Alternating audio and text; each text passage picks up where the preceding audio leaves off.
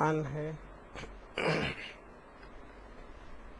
नहमदहु व नसल्ली अला रसूलिहिल करीम अम्मा बाद क़ाल अल्लाहु तबारक व तआला फ़िल कलामिल मजीद व फ़ुरक़ानिल हमीद क़ुल इन कुन्तुम तुहिब्बूनल्लाह फ़त्तबिऊनी युहब्बिबकुमुल्लाह सदक़ल्लाहुल अज़ीम सदक़ रसूलिहिल करीम व नहनु अला ज़ालिका मिनश शाहिदीन व शाकिरीन वल्हम्दुलिल्लाहि रब्बिल आलमीन। अम्मा बाद क़ाल नबी सल्लल्लाहु अलैहि वसल्लम अव्वलु मा ख़लक़ल्लाहु नूरी। एक बार दुरूद पाक का नजराना पेश कीजिएगा। अल्लाहुम्मा सल्ली अला सय्यदना हबीबना नबियना शफीना मौलाना मुहम्मद व अला आलि सय्यदना हबीबना नबियना शफीना मौलाना मुहम्मद बारिक वसल्लिम सलातु व सलामुन अलैका या रसूलुल्लाह सल्लल्लाहु अलैहि वसल्लम। अम्मा बाद मुअज़्ज़िज़ हाज़िरीन, अजीज़ और दोस्तों, अल्लाह तबारक ताला का बड़ा फ़ज़ल है कि उसने हमें अदम से वजूद में लाया और अपने प्यारे महबूब ताजदार मदीना अहमद मुश्तबा मुहम्मदुर रसूलुल्लाह सल्लल्लाहु अलैहि वसल्लम की प्यारी उम्मत में भेजा। उसके साथ भी उसका बड़ा फ़ज़ल है कि रोज़ की तरह आज भी दरसे फ़ुसूसुल हिकम में शिरकत करने की तौफ़ीक़ व हिदायत से नवाजा। अल्लाह का बड़ा फ़ज़ल है। तो दोस्तों, आज की जो फ़ुसूसुल हिकम की जो नशिस्त है, जो फ़िस्से हिकमत फ़र्दिया मुहम्मदिया सल्लल्लाहु अलैहि वसल्लम, फ़ुसूसुल हिकम के एतबार से ये फ़ुसूसुल हिकम की आखिरी कड़ी है, आखिरी फ़िस है, क्योंकि फ़ुसूसुल हिकम में जुमला 27 फ़ुसूस हैं। फ़ुसूसुल हिकम में जुमला 27 फ़ुसूस हैं। उनमें आज जो है, जैसा मैं रोज़ मुसलसल शुरू करे थे, आज जो है आखिरी कड़ी है, इख्तिताम कड़ी, वो है फ़िस्से हिकमत फ़र्दिया मुहम्मदिया सल्लल्लाहु अलैहि वसल्लम। तो इख्तिताम से पहले इस फ़ुस के पहले ज़रा जान लिया जाए कि हज़रत शेख अकबर मुहीउद्दीन इब्न अरबी रज़ी अल्लाह ताला के तल्लुक़ से मुख्तसर सा तअर्रुफ़ लाजिम है, क्योंकि इख्तिताम कर रहे हैं ना कि इब्न अरबी रज़ी अल्लाह ताला अन्हु मशरब उनका क़ादरी हैं, सिलसिले क़ादरिया के हैं इब्न अरबी। उनके वालिद भी गौसे पाक के मुरीद थे। उनके वालिद को औलाद नहीं हो रही थी तो गौसे पाक की बारगाह में मारूज़ा किया, तो गौसे पाक ने अपने बच्चे को हिबा कर दिया। जो इनके पास था बच्चा गौसे पाक की पुश्त में उधर मुंतकिल कर दिया और एक कंडीशन किया कि बच्चे का नाम रखना मुहीउद्दीन। तो दर हकीकत इब्न अरबी सरकार गौसे पाक की मानवी औलाद हो गई। 1 साल की उम्र में गौसे पाक के गोद में डाला गया इब्न अरबी को, तो आपने बहुत ही दुआएं दी कि बच्चा मेरा है, वक्त का बहुत बड़ा वली कामिल बन जाएगा। उसके बाद से इब्न अरबी रज़ी अल्लाह ताला अन्हु बचपन से आपको तालीम का, इल्म दीन का शौक़ था, है ना। 21 साल की उम्र में आपने मुरीद बना और सिलसिले में दाखिल हो गए और तरीक़त व मारिफत की लाइन पर आ गए। मुख्तसर शाद। और इसके बाद आपने शादी भी किया। आपसे 2 लड़के 1 लड़की पैदा हुई, 2 लड़के 1 लड़की। और इब्न अरबी के बाबा भी वली थे और दादा भी वली थे, नाना भी वली थे, मामुआ भी वक्त के बहुत बड़े वली थे। खानदान ही इब्न अरबी का औलिया में था। मामुआ भी बहुत पाए के बुजुर्ग थे, दादा भी नाना भी सब पाए के बुजुर्ग थे इब्न अरबी के खानदान के लोग। तो बचपन से उनको सोहबतें बुजुर्गों से मिले تعلیم ملی اور آپ نے بہت پھرا، دنیا کی بہت سیاحت کی، سب جگہ مصر گئے، شام گئے، بغداد گئے، ایران گئے، سب طرف بھی انہوں نے پھرا، کانکا بزرگا سب سے فیض اکتساب حاصل کیا۔ ابن العربی بہت بڑے عالم دین ہیں، قرآن کے بھی تفسیر، حدیث، فقہ وغیرہ سب جانتے تھے۔ تو مشرب آپ کا ہے قادریہ سلسلہ، اور مسلک ہے ابن العربی کا مالکی، کیسا حنفی شافعی مالکی ہے نا، تو ابن العربی رضی اللہ تعالیٰ مالکی ہیں، مسلک میں مالکی ہیں، اور اس سے سب سے بڑھ کر یہ ہے کہ آپ نظریے وحدت الوجود کے امام ہیں۔ وحدت الوجود، وجودی ہیں آپ، معلوم ہے ابن العربی وجودی ہیں۔ تو جب ان پر وہ کھلا حقیقت کا راز، تو انہوں نے اپنی گزری ہوئی زندگی کو کہا کہ میں نے باطل میں زندگی گزار دیا، میری گزری ہوئی زندگی باطل ہے، اس میں اس میں مسئلے مسائل فلاں میں زندگی گزری، جب تک وہ نہیں کھلا تھا بولے افسوس کہ میری زندگی باطل میں گزر گئی۔ اسی طرح حضرت بایزید بستامی رحمۃ اللہ علیہ نے ایک جگہ لکھا، اکثر لوگ مردے سے مردہ علم حاصل کر کے مردہ پن میں آ گیا ہے، جو کوئی زندہ علم کسی زندے سے حاصل کرتا تو اس کے اندر زندہ پن آتا تھا۔ بایزید بستامی رحمۃ اللہ علیہ کا قول ہے۔ یہ کیا صاحب، علم دو طرح کا، زندہ مردہ۔ زندے سے سیکھیں گے تو زندہ پنے گا، مردے سے سیکھیں گے تو مردہ پنے گا، یہ کیسا؟ تو حدیث حضور کی، جو ذاکر ہے وہ زندہ ہے، جو غافل ہے وہ مردہ ہے۔ حدیث ہے، پیارے آقا صلی اللہ علیہ وسلم کی حدیث مبارکہ ہے، جو ذاکر ہے، یاد میں ہے، انہیں زندہ ہونے کی علامت ہے۔ انہیں غفلت میں آ گیا، غافل ہو گیا اصل سے، تو انہیں مردہ ہے، یہ حضور کا فیصلہ ہے۔ تو بایزید بستامی رحمت اللہ علیہ کیا بول رکھے گئے کہ مردے سے مردہ علم سیکھے تو مردہ پن آیا۔ کیوں کہ پڑھانے والا پڑھا تو لیا، مگر انہیں خود اندھا کہ اللہ سے واقف نہیں، اللہ کون ہے، کیا ہے، کہاں ہے، اللہ کے تعلق سے جانکاری نہیں، خالی رسمی طور پہ کیا کہ حرفان کو کتابیں پڑھایا، مگر انہیں خود محروم تھا، انہیں خود اللہ کو نہیں پہچانتا تھا، نہیں جانتا تھا، انہیں خود مردہ تھا۔ اسے بھی علم دیا، خیالوں میں اللہ ہے کہتے، جنت ہے، فرشتے ہے کہتے، کہتے کی بات نہیں، مشاہدہ ہونا نا۔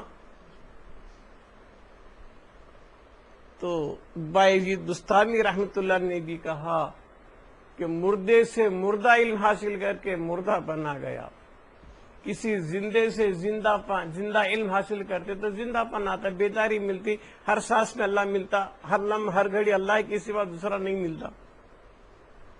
اسی طرح حضرت امام غزالی رحمت اللہ علیہ نے بھی ایک جگہ لکھا، بہت بڑے قاضی تھے، بہت بڑے مفتی تھے امام غزالی رحمت اللہ علیہ، بہت پائے کے عالم تھے۔ جب ان کو حقیقت کھلی اللہ کیا ہے، ایک بار جا رہے تھے، کسی نے فتویٰ پوچھا فلاں چیز حرام ہے کہ حلال ہے، جیسا پہلے پوچھ کو عادت تھی، تو امام غزالی رحمت اللہ علیہ نے کہا، افسوس کہ تو میرا باطل زمانہ یاد دلا رہا، کتابیں لکھنے کا، فتوے دینے کا، بحث و مباحثے کرنے کی زندگی کو امام غزالی کیا بول رہے ہیں، باطل جھوٹی زندگی تھی میری جو میں گزارا، جو حقیقت سے واقف نہ ہو کر جو میں گزارا، یہ باطل زندگی میری جھوٹی زندگی تھی، افسوس ہے کہ تو میرے باطل زمانے کو کیوں یاد دلایا، کاش اس دور میں پوچھا ہوتا تو میں ضرور جواب دیتا، اب تو میں حقیقت کی منزل سے گزر رہا ہوں۔ امام غزالی کا سٹیٹمنٹ ہے۔ تو معلوم کیا ہوا، علم بھی دو طرح کا ہے، زندہ مردہ، انسان کو زندہ بھی بناتا ہے، مردہ بھی بناتا ہے، غفلت میں لایا تو مردہ ہو گیا، بیداری میں آیا تو زندہ ہو گیا۔ تو ابن العربی رضی اللہ تعالیٰ عنہ لکھتے ہیں کہ یہ تو بہت بڑے عالم دین ہیں کہ بھی ان کے دور کے بڑے بڑے شارعین جتنے کہ فصوص الحکم کے کم از کم تاریخ کے اعتبار سے 100 شرح لکھے گئے. کتنے؟ 100. عربی میں، فارسی میں، اردو میں، علاقائی زبان میں دنیا کے 100 مفسرین نے کیا شرح لکھی. کس کی؟ فصوص الحکم کی. قریب 100. اور اس کے بعد تائید کرنے والوں کی اکثریت زیادہ، اور اس میں بہت ہے مگر وہ ٹاپک نہیں. نامچین میں جیسا امام جلال الدین سیوطی رحمت اللہ علیہ بہت بڑے محدث ہیں جس کو ہر فرقہ ہر طبقہ مانتا ہے. امام جلال الدین سیوطی رحمت اللہ علیہ نے بھی فصوص الحکم میں ابن العربی کی شان میں تائید میں کتابیں لکھے اور ان کے مسئلے وحدت الوجود کے وقائل ہیں. امام جلال الدین سیوطی رحمت اور امام فخر الدین رازی رحمت اللہ علیہ وہ بھی ابن العربی کی تعلیمات سے متاثر ہو کر ان کی شان میں کچھ لکھا. نامچین بول رہا ہوں میں.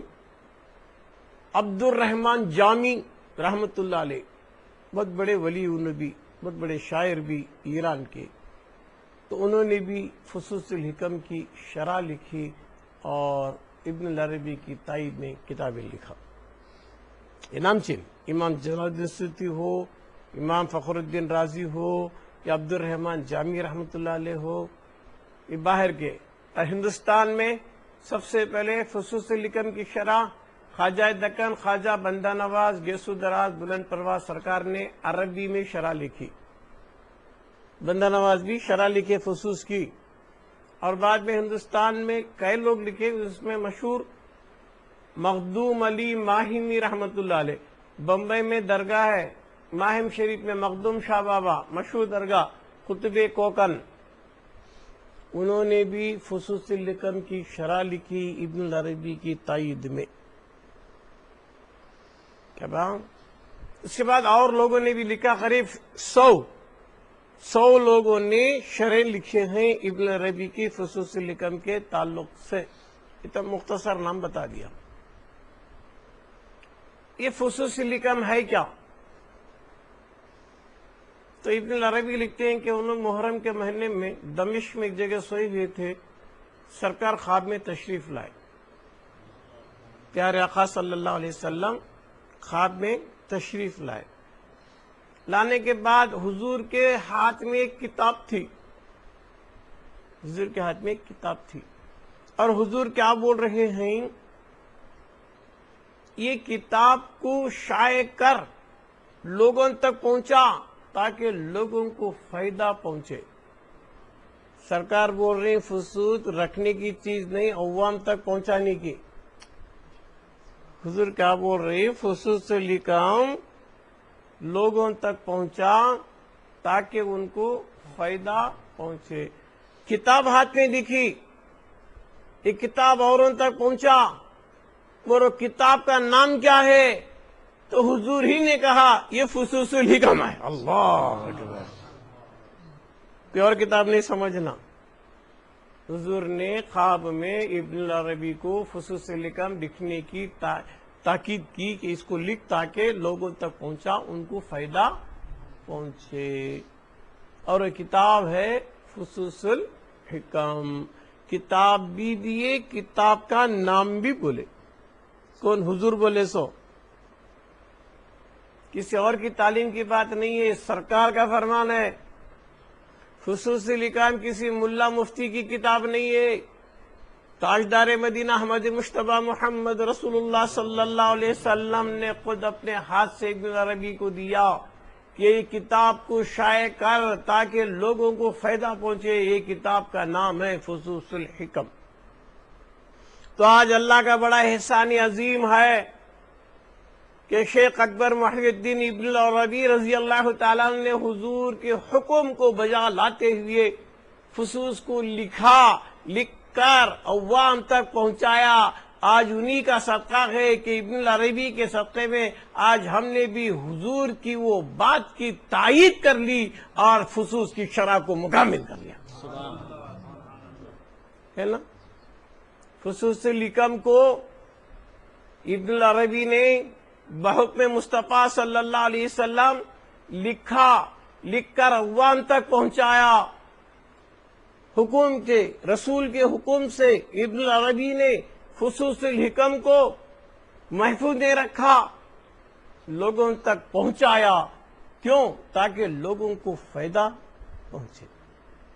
سرکار کا حکم ہے یہ فصوص کو چھپایا نہ جائے، لوگوں تک پہنچا. ایک تو کتاب دیے، کتاب کا نام بھی دیے اور حکم بھی کرے کتاب کو لکھ کر عوام تک پہنچاؤ. تو معلوم کیا ہوا، ہر دور میں اکابر اولیاء کرام نے اپنی خانقاہوں میں نصاب میں رکھا، سلیبس میں رکھا، درس میں رکھا. کیوں؟ یہ حضور کی عطا کردہ کتاب. باقی اور کتابیں لکھے کسی بزرگ نے لکھا ہوگا، کسی نے لکھا ہوگا. جیسا کشف المحجوب ہے، یہ بھی توحید کے بارے میں ہے، داتا گنج بخش رحمۃ اللہ علیہ نے لکھا. عوارف المعارف کتاب ہے، اس کو شیخ شہاب الدین سہروردی رحمۃ اللہ علیہ نے لکھا ہے نا. رسالے خشیرے بھی ہے جس کی امام خشیری نے لکھا. تو تصوف کی بہت سی کتابیں لکھنے والے اولیاء کرام نے اپنے اپنے دور میں لکھا ہے، مگر کسی کتاب کو حضور کی تائید نہیں ملی. فصوص کو حضور خود دے کے بول رہے ہیں کہ لکھ کے اس کو عوام تک پہنچاؤ. اللہ اکبر. معلومہ فصوص کا مختصر تعارف کہ اس کو پھیلایا جائے. جو بھی فصوص کو پھیلاتا ہے وہ حضور کی دعا میں آتا ہے کہ حضور کا حکم ہے کہ فصوص کو پھیلایا جائے. حضور کا حکم کہ فصوص الحکم کو لوگوں تک پہنچاؤ تاکہ ان کو فائدہ پہنچے. حضور لفظ فائدے کا مطلب یہ ہے فائدہ پہنچے. تب ہمارے لیے ضروری ہوا کہ ہر دور میں ہم فصوص الحکم عوام تک پہنچائیں. جو اس کے اہل ہے، جو اس کی قدر کر سکتا ہے، اس تک فصوص الحکم کا درس لازم ہے. مگر آج افسوس صد افسوس، آج کے دور میں خانقاہوں میں صرف چھوچھا تعویذ پلیتا رہ گیا. فصوص کو تو لوگ جانتے ہی نہیں، نہ پیراں جان رہی نہ مریداں جان رہی. آخر فصوص ہے کیا، فصوص کسے بولتے، فصوص الحکم میں کیا ہے، یہ بہت کم پیراں جیسا کہ چاول میں نمک کی طرح نظر آتے ہیں. میں نے کئی جگہ پھر کے دیکھا فصوص کے بارے میں. کون سمجھائے گا وحدت الوجود؟ کون کہاں سمجھ سکتے ہیں؟ فصوص کو سمجھنا ہما شما کا کام نہیں ہے. فصوص کو وہی سمجھ سکتا ہے جس کا شرح صدر ہو چکا ہے، جس کا سینہ کھل چکا ہے، وہی پڑھنا چاہیے. یہ فصوص کے بارے میں حضور کی تائید ہے کہ عوام تک پہنچایا جائے. الحمدللہ. اتنا تک آئیڈیا آنے کے بعد فصوص کو عوام تک پہنچانا اس سرکار کا حکم ہے. فصوص میں ہے کیا؟ ایک تو فصوص کیا ہے معلوم ہوا نہیں، اس میں ہے کیا جو حضور پہنچانے کے لیے بول رہے ہیں. تو یہ فصوص الحکم میں 27 حصے، جو 27 نبیوں کا پیغام کا مشن ہے.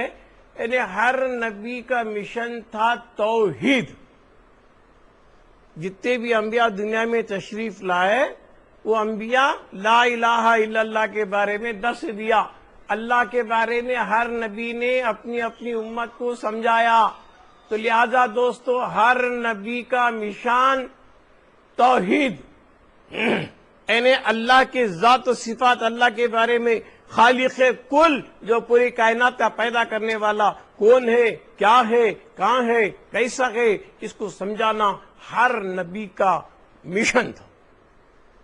ہر نبی نے توحید پہ زور دیا.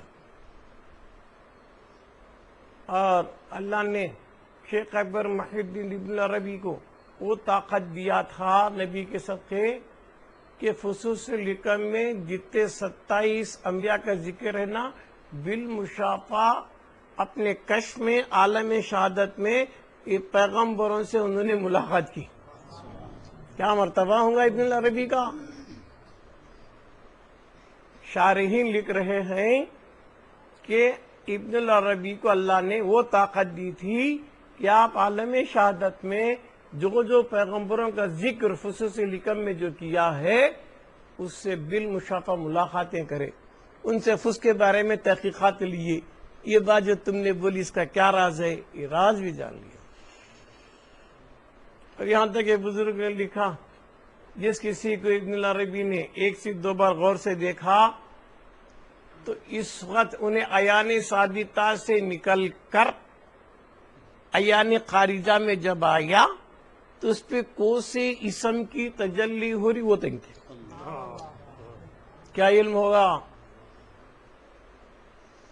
جو عیان ثابتہ ہے انہیں کن سے پہلے معلومات الہیہ، فیض اقدس، نالج آف آلمائٹی اللہ، اللہ کے معلوم میں کن سے پہلے جو بھی تھا اس کے بعد جو کن بول کو ظاہر ہو گیا۔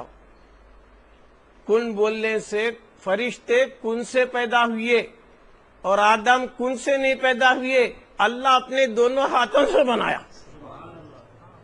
آدم علیہ السلام کو اللہ اپنے دونوں ہاتھوں سے بنایا، فرشتوں کو نہیں بنایا، کن بول کو بنایا، کن فرشتے پیدا ہو گئے، نوری مخلوق۔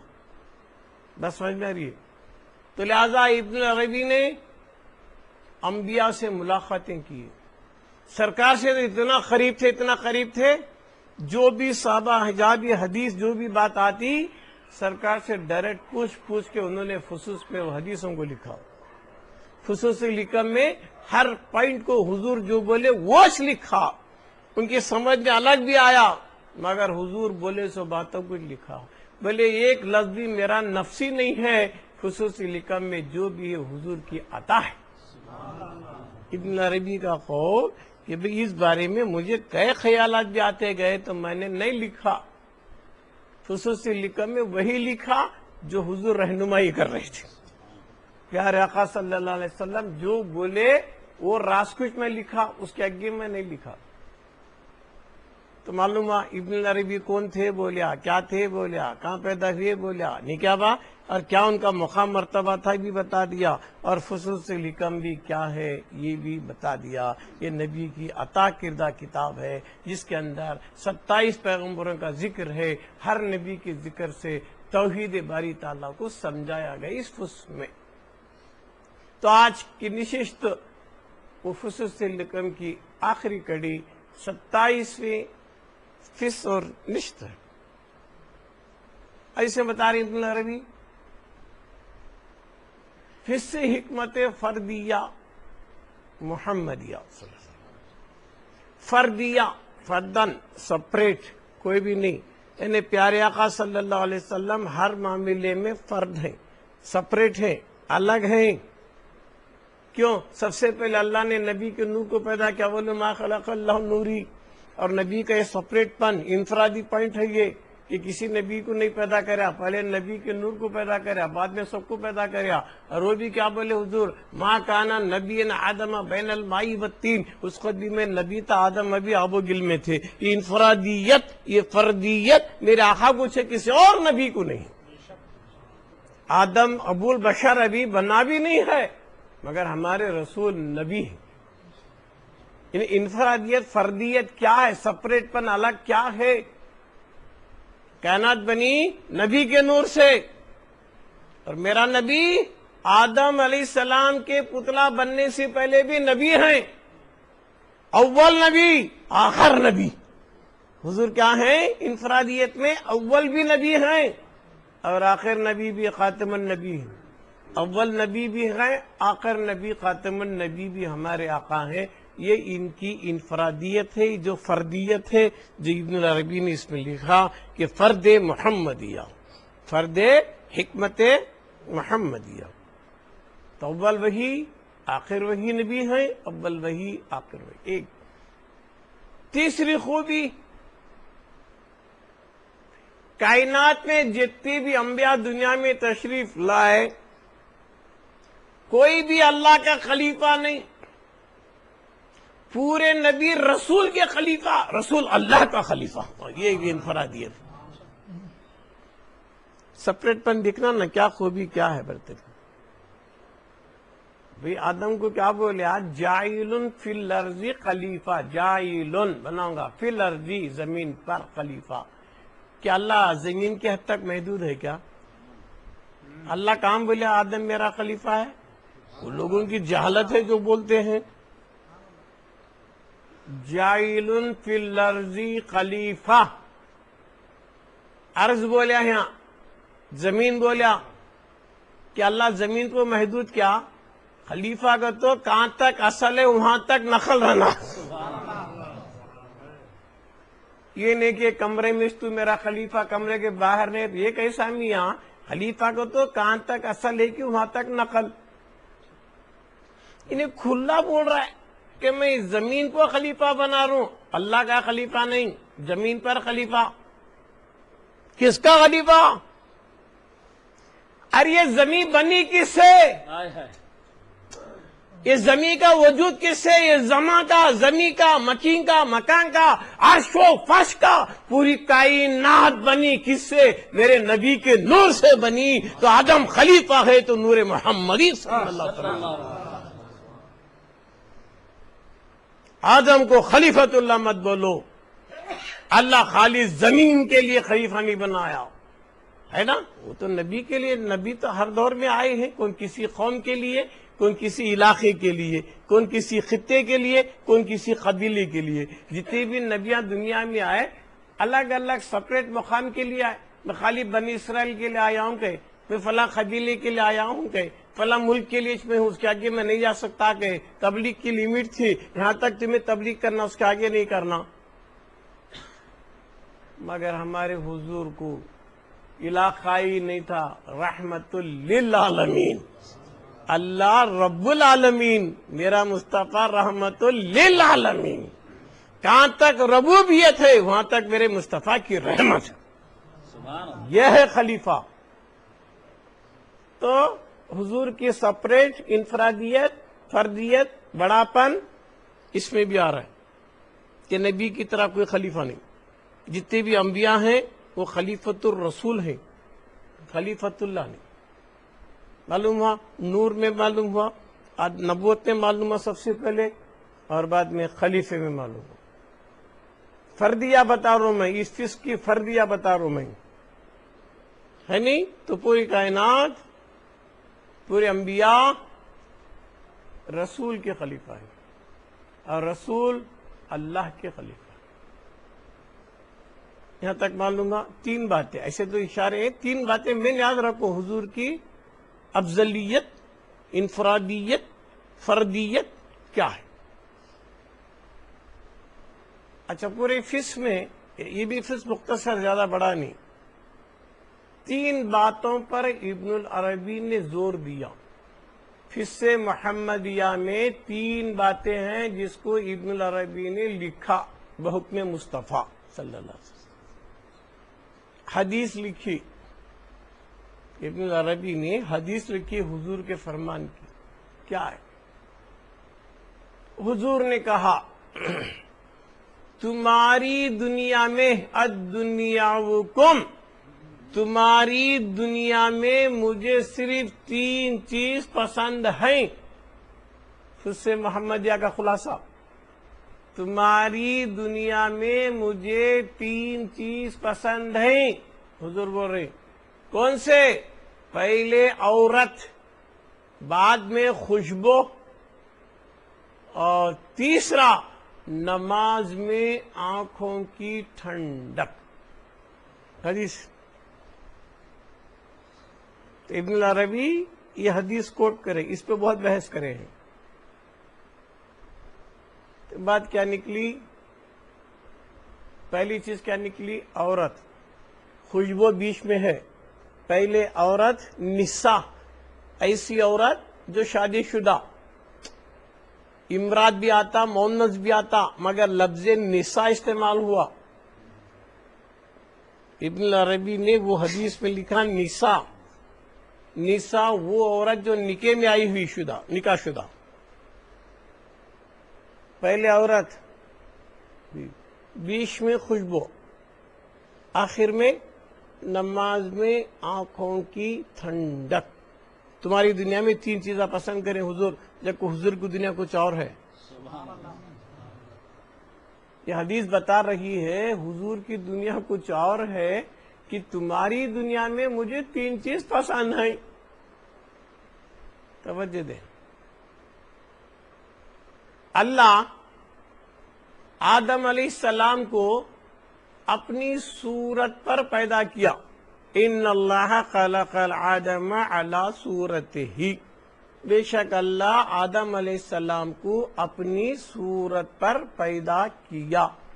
اس وجہ سے اللہ کو اپنی صورت سے بہت محبت. کیوں؟ اپنی صورت اپنی برا ہے نا. اللہ کو آدم سے محبت، آدم کو اللہ سے محبت. کیوں؟ ایک تو اپنے ہاتھ سے بنایا. آدم علیہ السلام کے پتلے کو اللہ ایک تو اپنے ہاتھ سے بنایا، اپنے ہاتھوں سے، 2 بھی ہاتھ ہیں، 2 ہاتھوں سے بنایا. ایک جمالی ایک جلالی. تو جلالی پہلو بھی آ گیا، جمالی پہلو بھی آ گیا. دونوں کو ملا کر آدم کا پتلا بنا. صورت کس کی؟ اللہ کی. آدم کی صورت. ہوا کو پیدا کریا، سپریٹ نہیں، باہر سے نہیں، آدم ہی میں سے نکالا. تو یہ آدم علیہ السلام سوئے تھے، ہنگا کھو کو دیکھ رہے تو انہوں بازو بیٹھ کو ہیں. ارے کون رہیں گا وہ عجیب مخلوق؟ ہوا. حضرت ہوا آدم علیہ السلام کا ایک جز ہے. باہر آ گئے نہیں. تو آدم اللہ کی صورت اور ہوا آدم کی صورت ہے. آدم علیہ السلام اللہ کی صورت پر ہے، ہوا کی صورت اللہ کی صورت نہیں، آدم کی صورت. آدم میں سے پیدا ہوئے. کسی صورت میں آئے؟ آدم کی. آدم کی صورت میں آئے با. تو اس وجہ سے تمہاری دنیا میں مجھے 3 چیز پسند ہے. پہلی چیز عورت پسند ہے. کیوں؟ عورت غیر نے اپنا ہی ایک جز ہے، اور جمال خداوندی کو دیکھنے کا اگر کوئی واحد ذریعہ ہے تو وہ بیوی کے جمال میں دیکھ لے. کیوں؟ تیری اصل ہے وہ. حضرت ہوا آدم کی اصل ہے.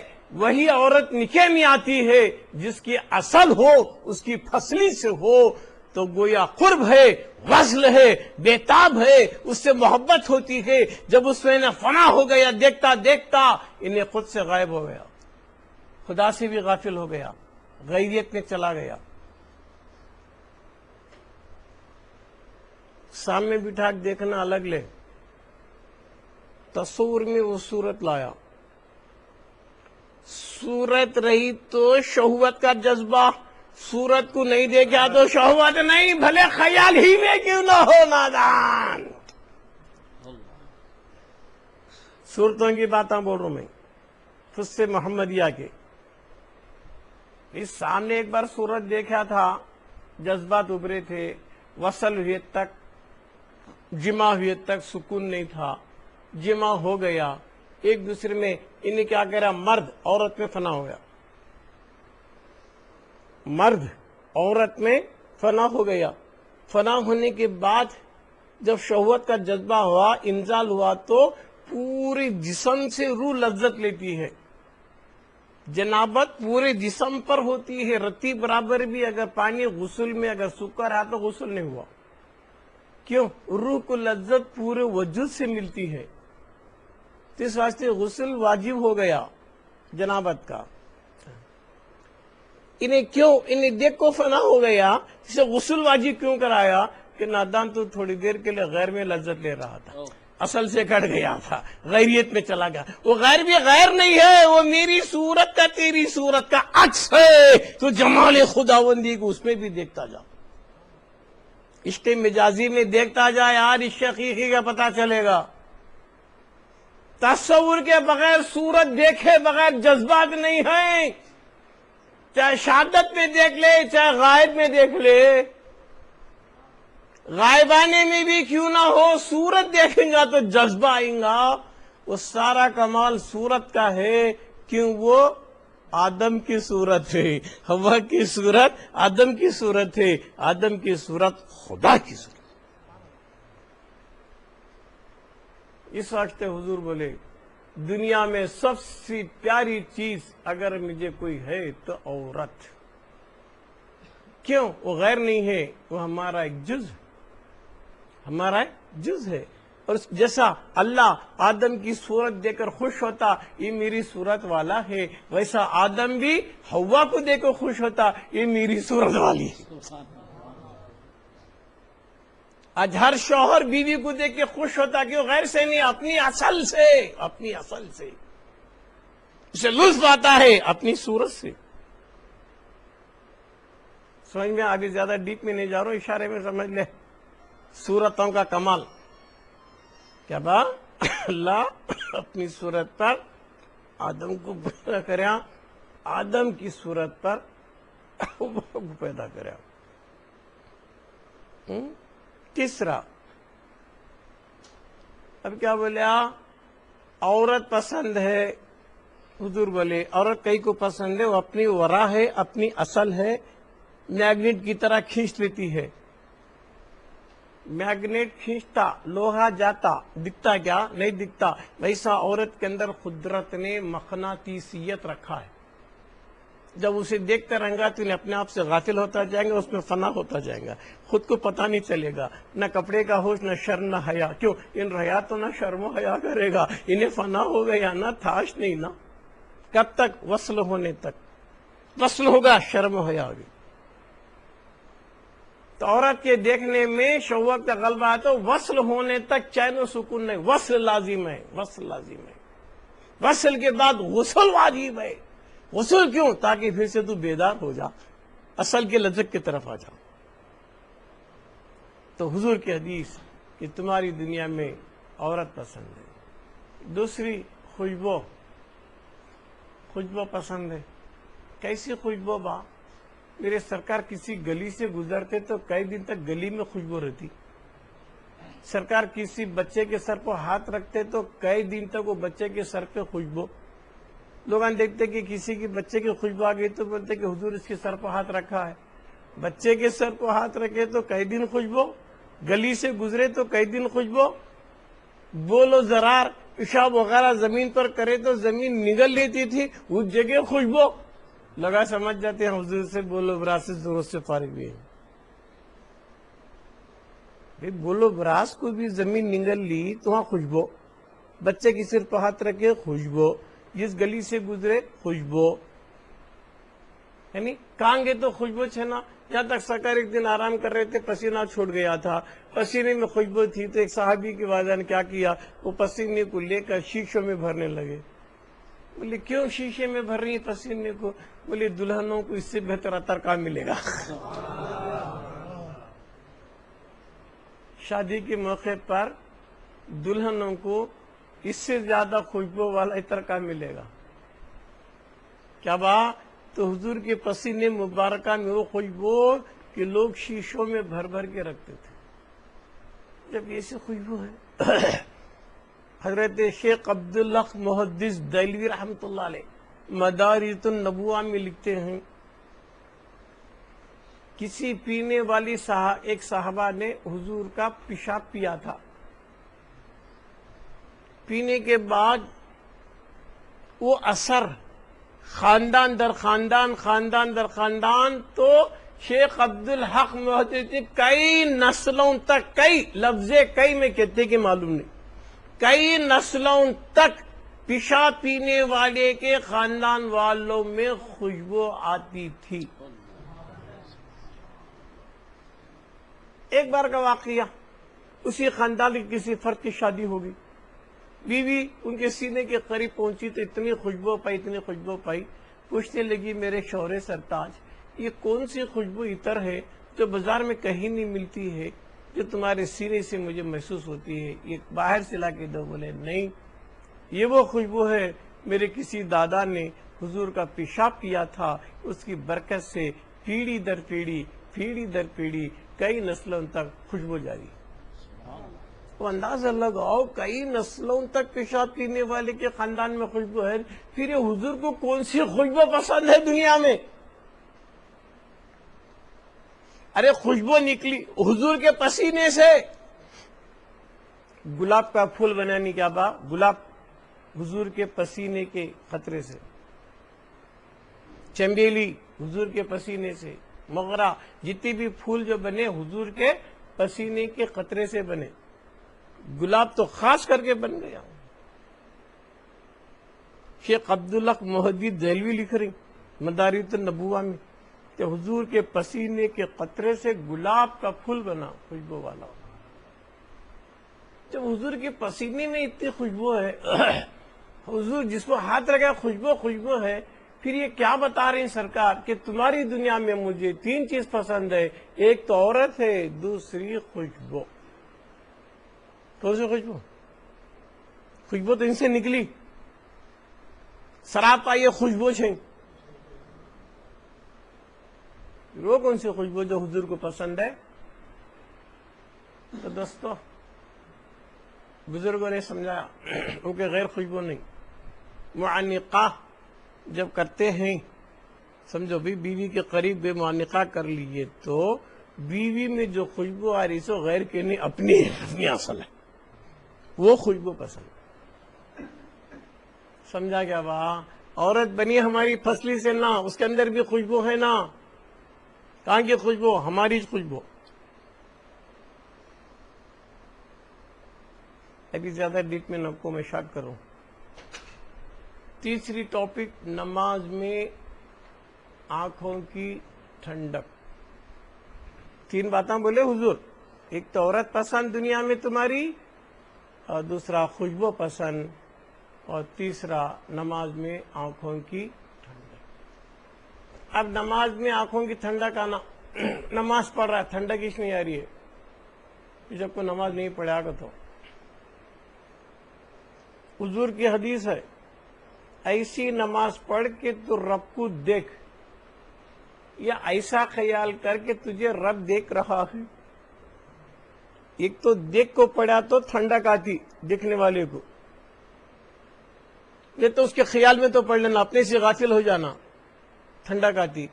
پھر نماز میں ٹھنڈک اس لینا تو نماز نہیں جب کو۔ الصلاۃ معراج المومنین، نماز مومنوں کے لیے معراج ہے۔ معراج از اکول ٹو کیا ہے؟ دیدار ہے۔ معراج کو گئے نہیں حضور، کہے دیدار کو، اللہ نبی کو دیکھا، نبی اللہ کو دیکھے۔ تو معراج سے مراد دیکھنا دکھانا نہیں کیا بات؟ تو نماز مومن کے لیے معراج ہے، تو پھر نماز میں اللہ دکھا کیا؟ دیکھو پڑھو بولے حضور دیکھا کیا؟ نہیں دیکھا، آنکھوں میں ٹھنڈک نہیں، دھوکہ۔ عمر غارت کر رہا ہے یار، نماز میں آنکھوں کی ٹھنڈک نہیں ملی۔ حضور بولی نماز میں آنکھوں کی ٹھنڈک ملنا تمہاری دنیا میں مجھے پسند ہے، کہ دیکھا تو نہ ٹھنڈک کہیں گی سو۔ کسے دیکھنا؟ کسے دیکھا تو ٹھنڈک آتی، کسے دیکھے تو محبت بڑھتی۔ تو شیخ اکبر محی الدین ابن عربی رضی اللہ تعالیٰ عنہ فص محمدیہ کے آخری کڑی میں لکھتے ہیں، عبادت اس کی کر جس سے تجھے محبت ہو، جسے تو اپنے اعتقاد میں معبود بنا لیا۔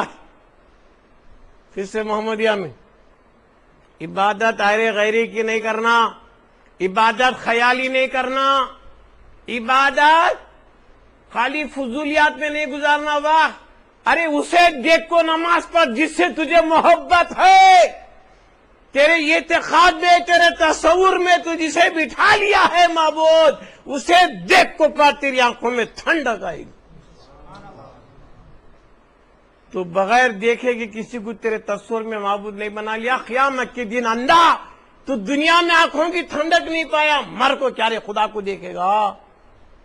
اللہ تو بولے گا دیکھ کسی دنیا میں تو دیکھ کو نماز پڑھے، آپ مجھے بھی دیکھیں۔ اے اللہ تو نہیں ہے کون جسے میں دیکھ کو روز نماز پڑھتا تھا، وہ تو نہیں دکھ رہا ہے، دیکھ اور دیکھ نہیں دکھ رہا ہے، جا جہنم میں، تو مشرک بنا۔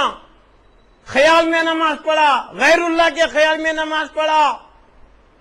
اور قرآن کیا فرماتا ہے؟ جس خیال میں نماز پڑھا ان تیرا معبود ہے. ارے تو نے اللہ کو چھوڑ دیا، معبود اعتقادی کو چھوڑ دیا، جسے تیرے تصور میں تو معبود بنا لیا تھا، جس کی تو عبادت کر رہا تھا، اس سے غافل ہو کر نماز پڑھا تو نماز نہیں بھی، نماز میں ٹھنڈک نہیں ہے. اسے دیکھتا رہا تو اپنے یار کو ٹھنڈک ہی ٹھنڈک نظر آتی ہے، جہاں نظر آتا ٹھنڈک نظر آتی ہے. مگر افسوس ابن العربی بولتی نمازوں کو غارت مت کرو، نمازوں میں آنکھوں کی ٹھنڈک ہے، نماز میں وہ ٹھنڈک کب ہے؟ اپنے یار کو دیکھو، معبود اعتقادی کو دیکھو، جسے معبود مان لے کر سجدہ کر رہا ہے، اسے دیکھ کو نماز پڑھ. حضور بھی بول رہے ہیں دیکھ کو نماز پڑھ، تو دیکھیں گا تو تیرے آنکھوں میں ٹھنڈک آئے گی، نہیں دیکھے گا تو نہیں آئے گی. معلوم ہو رہا ہے؟ تو پورے فصے محمدیہ میں 3 باتوں پر زور، یہ حدیث پر تسلیس ہے. یہ حدیث پر کیا کہ تمہاری دنیا میں عورت پسند ہے، خوشبو پسند ہے، نماز میں آنکھوں کی ٹھنڈک ہے. یہ 3 باتوں پر غور کرتے ہوئے زندگی گزاریں گے تو معلوم ہوگا. تو فصوص الحکم میں یہ نکات ہیں ذات باری کو دیکھنے کے، جلوے دیکھنے کے. تو پورا فص بھی یہی ہے، ہر نبی کی سیرت سے رب کو جاننا، خدا کے باریک سے باریک نکات کو جاننا ہی فصوص الحکم کا مقصد ہے. فصوص کا مقصد قصہ گوئی نہیں ہے، کرامت و معجزات نہیں ہے، بلکہ فصوص الحکم کا مقصد ہی توحید کو سمجھانا ہے، توحید کی گرہ کو کھولنا ہے، وحدت الوجود کو سمجھانا ہے. یہی کام ابن عربی نے کیا، اور ہر دور کے بزرگوں نے ایک کتاب کو عنوان بنا کر اور اس کو سلیبس میں لا کر، نصاب میں لا کر اپنے اپنے خانقاہوں میں اپنے مریدوں کو توحید کی تعلیم دی. جتنا توحید کی تعلیم ملے گی اتنا قرب خدا ملے گا، جتنا قرب خدا ملے گا اتنا رضا الہی ملے گی. تو پورا فصوص اللہ کی قربت کو بتاتا ہے، قرب الہی کو بتاتا ہے. اگر یہ چیز ہمارے پاس آ گئی تو سمجھو ہمیں کامیاب ہو گئے. تو اللہ کا بڑا کرم و احسان ہے کہ اس خانقاہ قادریہ میں مسلسل فصوص الحکم کا درس شروع ہوا تھا، لگاتار الحمدللہ اب تک بلا ناغہ یہ درس فصوص الحکم آج اختتام پذیر ہے نا. ایک تو حکم کے نبی کے حکم کی تعمیل بھی ہو گئی کہ فصوص کو عوام تک پہنچا تاکہ لوگوں کو فائدہ پہنچے.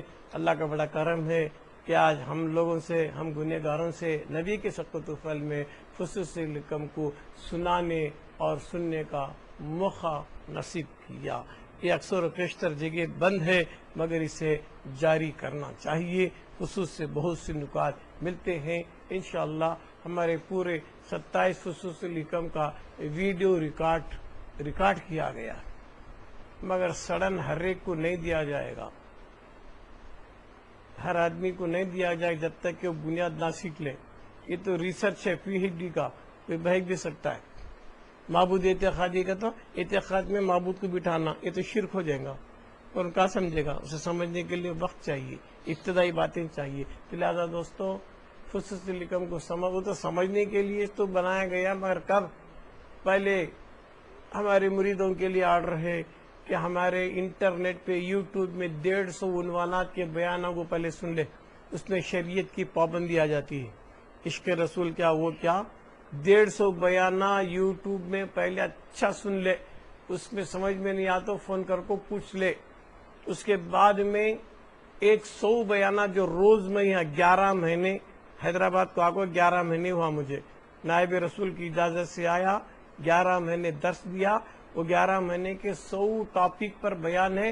وہ 100 ٹاپک انٹرنیٹ پر نہیں ڈلایا، یوٹیوب میں نہیں ڈلایا. وہ معرفت کے 100 بیانہ ہیں، وہ بھی آپ لوگوں کو سننا ہے. کب؟ پہلے شریعت کی سیڑھیاں سنو، بعد میں تمہاری قابلیت دیکھ کے ایک ایک 2 معرفت کے ٹاپک کی سیڑھیاں بھی دیکھ لینا. آج جو معرفت کے 100 صفحہ سنیں گے تو بعد میں فصوص الحکم کو لے لینا. ڈائریکٹ فصوص لینے کی کوشش کریں گے مشکل ہو جائے گا. پہلے 150 بیانہ یوٹیوب میں دیکھو، 100 بیانہ معرفت کے جب تک یوٹیوب میں نہیں وہ بنگلے کو دیکھو، اور اس کے بعد آخر میں فصوص الحکم کو دیکھو. اور ہمارے جو درس دیے ہوئے 3 کتابیں ہیں، خطبات عارفانہ کے نام سے شائع ہوئے ہیں۔ خطبات عارفانہ کا پہلا حصہ توحید پر ہے، اللہ کون، رب کون، بندہ کون، روح کون، نفس کون، یہ ہے۔ اور دوسری کتاب ہے رسالت پر، مقامات مصطفیٰ پر دوسرا حصہ ہے کہ مقام حقیقت مصطفیٰ کیا ہے، اور وہاں سے حیات مصطفیٰ کیا، رحمت مصطفیٰ کیا، اس طرح دوسرا حصہ رسالت پر ہے۔ اور تیسری کتاب جو ہماری حال میں شائع ہوئی مخزن تصوف ہے، اس کے اندر پیورلی تصوف ہے کہ تجدد امثال کیا، اب ثابتہ کیا، جبر و قدر کیا، خیر و شر کیا۔ تو پہلے یہ تینوں کتابیں بھی پڑھنا، نیٹ کے بیانہ بھی سننا، اور 100 معرفت کی وہ بیان جب تک کسی کے ہاتھ نہیں لگے ہیں وہ تھوڑے تھوڑے کر کو لے کو سن لے کو، اس پہ پرفیکٹ ہونے کے بعد فصوص ملیں گے۔ کریم بیگ صاحب سے گزارش ہے کسی کو ایک حرف بھی فصوص کا نہیں دینا جب تک وہ قابل نہ بنے، جب تک ہماری اجازت نہیں دینا۔ رفیق کے لیے بھی پابندی ہے، کوئی بھی فصوص کے بارے میں پوچھا تو نہیں دینا، ابھی قابل بننے کے بعد ضرور دینا۔ وہ بولیش کہتے کیا بات لوگوں کو دینے کے لیے، اگر ایسا دے دیں گے اس کی قدر نہیں کرے گا، بہت گا تو مجرم میں بنوں گا۔ اس واسطے پیارے آقا کی حدیث ہے، ابو ہریرہ رضی اللہ تعالیٰ فرماتے ہیں میں نے اللہ حضور سے 2 طرح کا علم سیکھا ہوں۔ ابو ہریرہ بول رہے ایک کیا ہے بتا سکتا ہوں، دوسرا نہیں بتا سکتا۔ کیوں؟ ارے حضور سے سیکھے سے علم کیوں نہیں بتا رہی؟ مجھے خوف ہے اگر بتاؤں گا تو میرے گلے پہ چھری چلے گی۔ وہ علم لدنی ہے، علم معرفت ہے، علم اسرار ہے۔ جس صحابی رسول ابن حضرت ابو ہریرہ رضی اللہ تعالیٰ عنہ جیسی ہستی یہ فرما رہی ہے کہ سرکار سے 2 علم سیکھوں، ایک عوام میں بتاؤں گا، دوسرا نہیں بتاؤں گا۔ تو اسی طرح دوستو کوئی بھی نہ رفیق کو تنگ کرے نہ کریم بیگ کو تنگ کرے کہ خصوص کا درس دو، یہ دو وہ دو، نہیں ملے گا۔ ملے گا بعد میں، اس کے لائق بنو، کوشش مت کرو، سیکھو ضرور مگر بعد میں۔ پہلے ہمارے کتابیں پڑھ لو، نیٹ پہ بیانہ سنو، اور 100 بیانہ معرفت کی جو اب تک مارکیٹ میں نہیں لائی ہمیں اسے نہ نیٹ پہ ڈالے نہ کام بھی ڈالے یوٹیوب میں، وہ 100 بیانہ پہلے سننے کی کوشش کرو، اس کے بعد میں انشاءاللہ تعالی خصوص آپ کو ملے گا معلوم۔ اور دوسری اطلاع، اللہ کا کرم تھا، بزرگوں کی مہربانی سے، اللہ کی مرضی سے، حضور کے صدق و طفیل میں نائب رسول سرکار 11 مہینے پہلے مجھے حکم کرے تھے کہ حیدرآباد کو جا وہاں کچھ کام کر، تو گزشتہ رجب کے 25 تاریخ کو یہ خانقاہ کی افتتاح ہوئی تھی، اب 11 مہینے ہو رہی، پھر ابھی نائب رسول کا آرڈر ہو گیا حیدرآباد کی خانقاہ خالی کر، کل میں جمعہ کے بعد یہ خانقاہ خالی کروں، یہ خانقاہ میں چھوڑ دے رہا ہوں، میں چلا جا رہا ہوں اپنے وطن کو آدونی کو، پھر جب نائب اجازت دیے تو آؤں گا۔ یہ بھی اطلاع کرنا نہ کون تو خانقاہ کا کریں گا، خانقاہ خالی کیا بھی رہتا نہیں، نہ پلنگ نہ بستر، سب گول۔ کل جمعہ کی نماز کے بعد میں بھی جا رہا ہوں خالی کر کے، یہ خانقاہ کی ساری چیزیں بھی خالی ہو جائیں گی۔ پھر جب نائب رسول اجازت دیں گے تو انشاءاللہ کیا مہینے میں جا کر تھیں کہ 15 دن میں جا کر تھیں، وہ کیا بولتے ہیں کہ وہ نائب رسول کی مرضی ہے، میں تو کٹ پتلی ہوں، نائب کی مرضی کو جی رہا ہوں، نائب کی مرضی کو مروں گا، وہ جو بولے میں وہ کروں گا۔ حکم ہے خالی کرو، خالی کرنا، بعد میں پھر پوچھنا اب میں کیا کرنا، خالی نہیں کرے تک پوچھا تو میں کیا بولا، خالی کر تو خالی کرنا، خالی کرنا۔ وہ کیا مصلیت ہے، وہ کیوں ہے، وہ اللہ جانے، رسول جانے، یہاں کے اولیاء جانے، نائب رسول جانے۔ تو انشاءاللہ کل بعد نماز جمعہ میری روانگی یہاں سے ہوگی، ہے نا۔